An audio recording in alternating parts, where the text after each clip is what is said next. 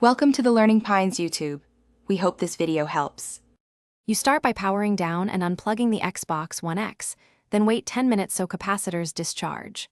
Once done, remove external cables and open the case with a T8 Torx and a plastic spudger. Keep screws labeled so reassembly is exact. Now inspect the HDMI port closely under a light. Look for debris, bent pins, or cracked solder joints. If you see only debris, you can often clean it safely.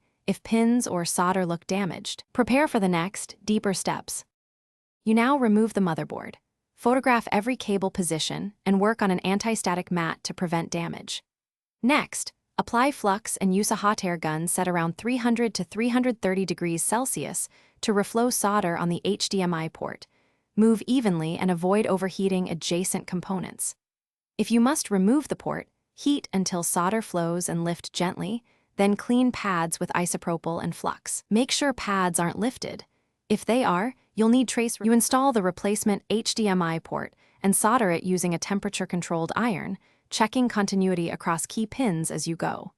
Once soldering is solid, reseat the heatsink and reconnect every cable exactly as photographed, then close the case. Reconnect power and test using a known good HDMI cable and TV. If you still get no signal, try another cable and TV. Then reopen and inspect for cold solder joints or missed pins. If problems persist, consider professional BGA repair.